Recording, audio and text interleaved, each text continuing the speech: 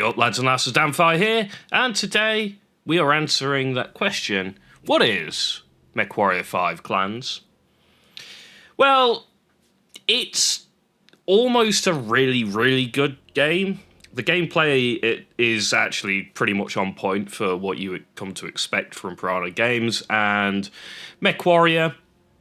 And in my opinion, it's actually pretty decent. But the storyline and stuff is a little bit meh, to say the least. To be fair to them, they have tried to keep it lore-wise as, much as possible. So, and there is issues within that. The clans, if you ever read any of the old Battletech books, kind of read a bit like children's novels in a way. Even though they are absolutely meant for an older audience, they're just not particularly well written, which is a bit unfortunate. And I know I'm probably going to get a fair bit of hate for that, but I own a lot of these books that I'm talking about. So I am sitting here and I'm just saying, I enjoyed them, they were good, but they're not particularly great books. So it does leave much to be desired from the story, which is a little bit unfortunate. The voiceover isn't particularly great. The characters they've chosen to portray here, not incredible either. But yeah, it's saved completely or mostly by the story. But either way, we'll jump in, we'll have a look at the options quick. You got co-op as well, enable arm lock, all the typical abilities that you come to expect. The classic mech control where your legs move in one direction, your torso's another, like a tank. You can choose all this. You got cooldown pips and view modes, cockpit. You can go into third person as well if you want to. I haven't played too much with these. Aim assist. I didn't even realise there was aim assist. Oh, it doesn't apply when using mouse and keyboard. Okay, that's why. I was like, yeah, I definitely didn't have any aim assist going. That'd have been embarrassing, wouldn't it? Cinematic subtitles, camera shake, it's all there. Graphic settings, fantastic. This runs. It's odd. I have an RTX 4080, I have a ridiculous monitor. I am recording this in 1440p, like standard 2K, but my monitor size is actually all the way up to 5000 by 1440p. So ultra wide monitors, it works fine. Looks great, not a problem. There are some catches. Every now and then you'll get FPS drops, and I've had a little bit of screen tearing every now and then as well. But I have got things like super resolution off because I just prefer that smoother sort of play to it. View distance and everything, all fine. Most of it, you can see I'm running these on pretty reasonable settings, I think, although RTX 4080. I have tried this on my laptop, which runs a 3080, the mobile version. And that actually was completely fine as well. You do have to drop some settings, obviously, for that. But generally speaking, game runs pretty well. A couple of bits of screen tearing here and there. Otherwise, completely fine. Audio, all good. Controls, completely reboundable, which is fantastic, because I tend to keep a lot of my weapon groups on my mouse. So you can see I've got thumb buttons going for my fire weapon groups. Something interesting is the BattleGrid, but we'll talk about the extra features that come in this game in a bit, and then we got legal and language selection, and plenty of languages to choose from there as well. So we'll jump in. I won't show you too much because I'm quite far into the story. This story is roughly about 20 hours long at the current moment, as far as I'm aware. I'm around 18, 19 hours in at this point doing this review. And I think that's about the right sort of time. So this is your main sort of area. You've got your map. This is where you're going to be selecting all your missions from. Facilities. This is where your mech bay is. There is not massive amounts of mechs to choose from. As you can see here, these are the ones I've currently got unlocked all the way up to gargoyles, and they are specifically mostly just they are only the clan mechs, and that feels like a bit of a shame. As you can see, I've only got the dire wolf to unlock. It's a bit of a shame, in my opinion, because there is so many mechs within the BattleTech universe and within Mechwarrior 5 Mercenaries, that this just feels like a very, very small amount of choice, which is a bit of a shame. Again, I guess because it is Clan Invasion and Clan Mechs, and that's when this sort of timeline is set for this game, you aren't going to get some of the other stuff. But I would have liked to seen Hunchback 2s and stuff maybe appear later on, which were Clan Mechs, because they took, well, Hunchbacks went, oh, this is actually quite a good mech, but we can make it better. None of that in here. These are all just the pure clan mechs. Most people, you know, the Mad Cat or the Timberwolf you'll know of, Vipers, Stormcrows. Well, one of my personal favourites is the Nova. Saying that, I am not the biggest clan fan. I am definitely more in a sphere, but yeah, there you go. Weapons. All the ones you're expecting are here. Gauss, LBX 10Xs. You have Ultra ACs instead of just your standard ACs. Your LRMs all here as well. The LRMs don't have a minimum range as well, because the clan LRMs, which is nice. We've got the SRMs, the SSLRMs. All the weapons you would kind of expect. ER lasers, pulse lasers, all equipment. Probes, AMS, double heat sinks because we're clans. We've got the ferro armor, which is quite nice. Gauss rifle, and all this used for your customization within your mech lab. So we'll have a quick look at my executioner that I've been playing around with recently.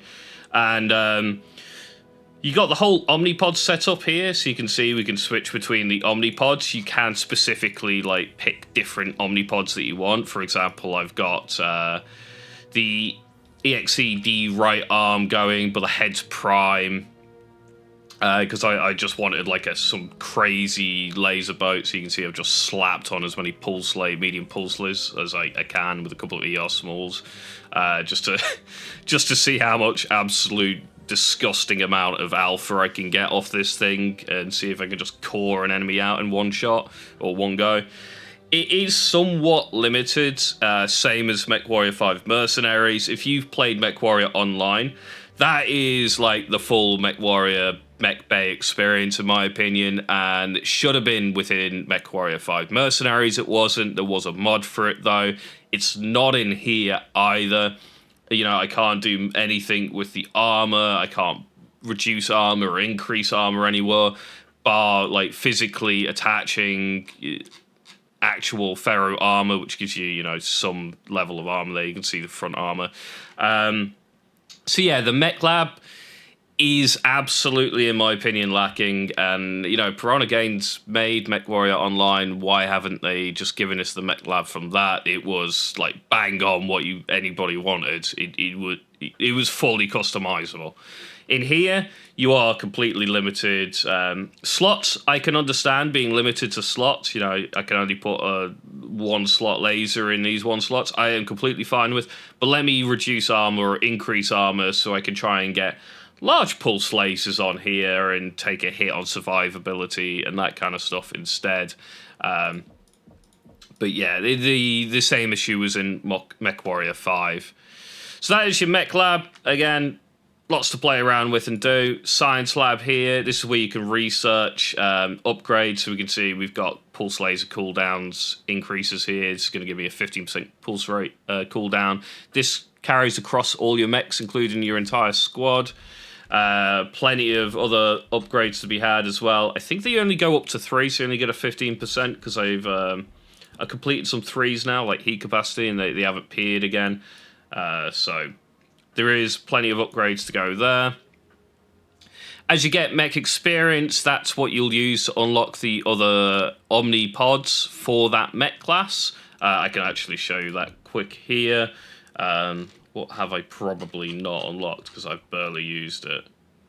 Maybe Hellbringers? No, I only had 3. Arctic Cheetahs, probably. We didn't have to use lights for particularly not long. I don't know. They are locked, and you get mech experience. You get 400 mech experience for the mech just being in the battle.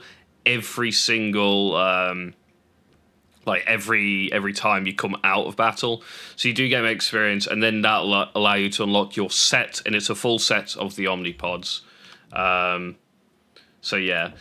Other than that, you can also spend it on chassis upgrades.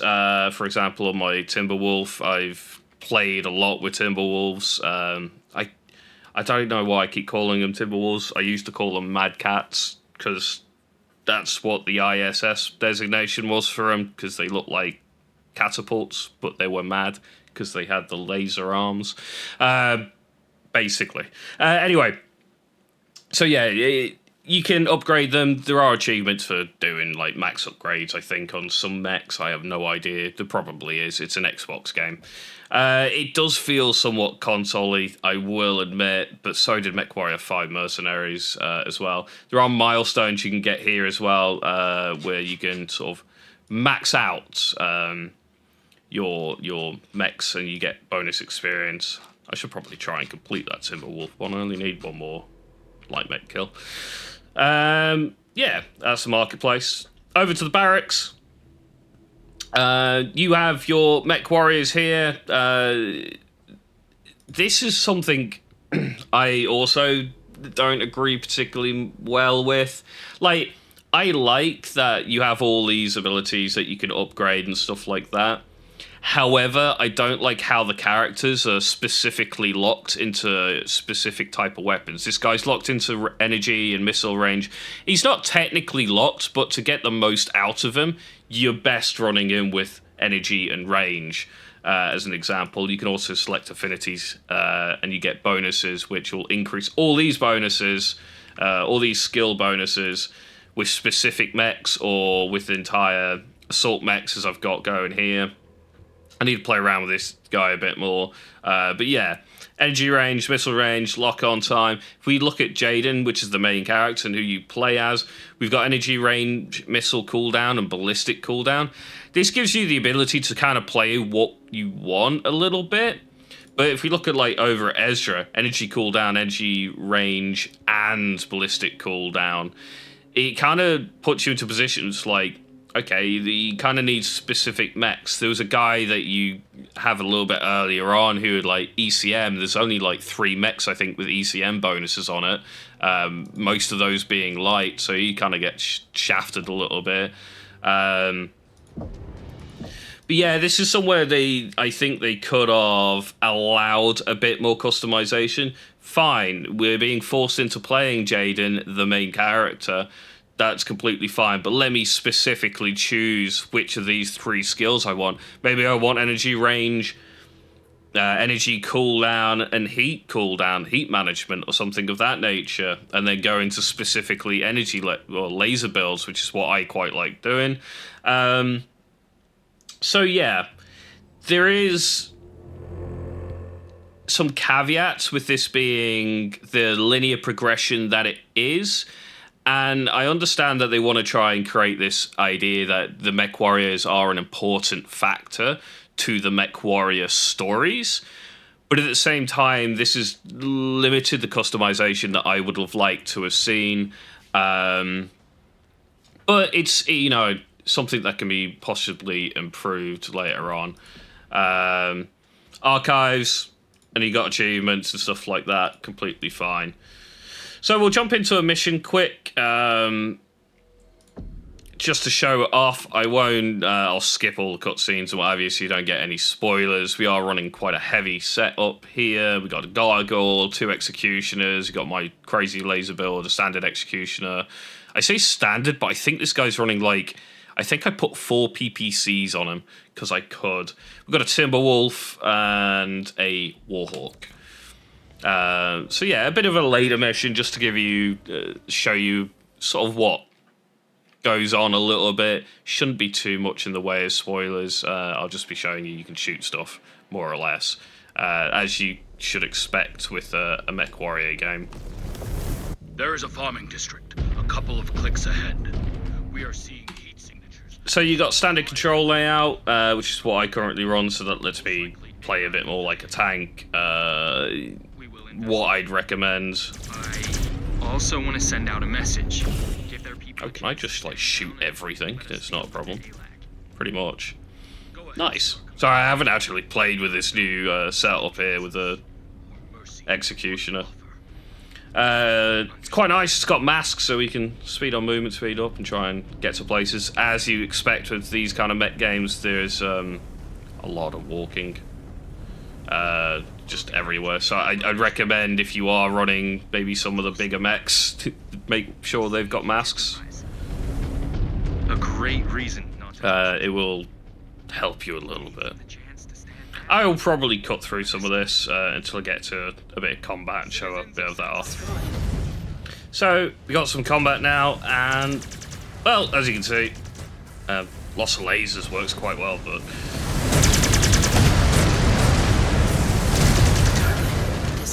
some of the new features that have been added to Mechwarrior 5 Clans over the Mechwarrior 5 Mercenaries, which is quite nice, is the ability to command your lance a little bit more fluidly. They just do a little bit better. They're not as brain dead as they were within Mechwarrior 5. You also have this really cool looking ability to sort of move your star around. I keep saying lance, I'm just... yeah. So you can move them around, they'll go defend positions and stuff like that. You can do that. You can't move in this mode, but if you are walking at the time, it keeps you walking at that speed, which is a little bit disorientating sometimes. And you can queue up sort of attacks on specific areas. So we can almost like Mech Commander like play the game, which is quite cool.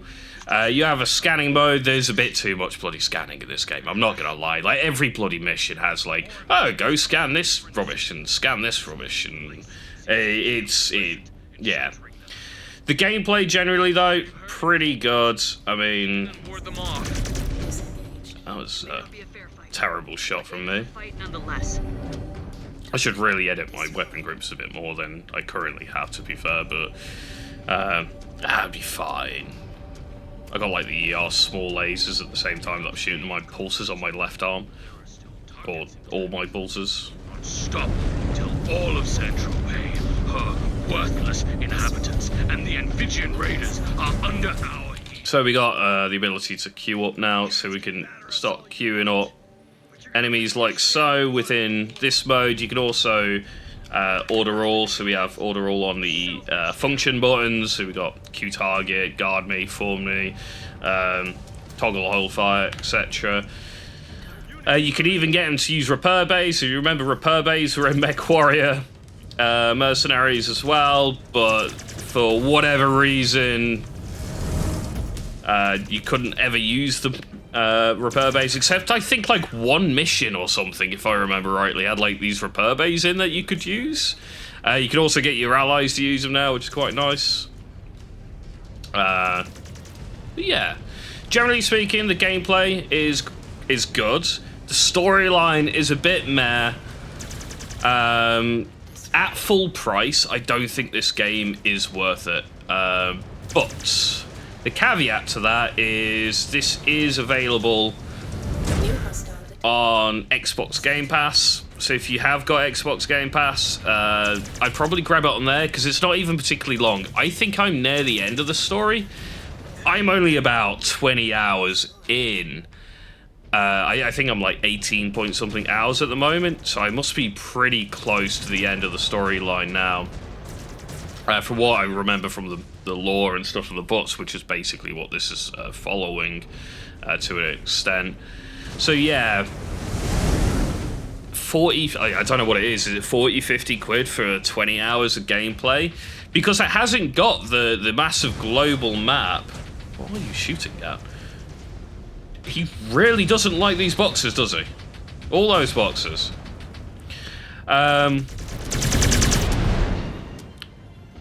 Yeah, it hasn't got the massive map that you get with Mechwarrior Mercenaries.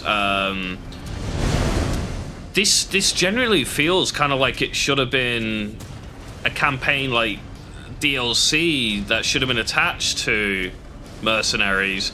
I appreciate that there's definitely been some improvements that may not allow that. So it's difficult, really. I really enjoy the game. I think if you're a fan of Mechwarrior and the combat and don't care too much about the story, I think you'll enjoy it.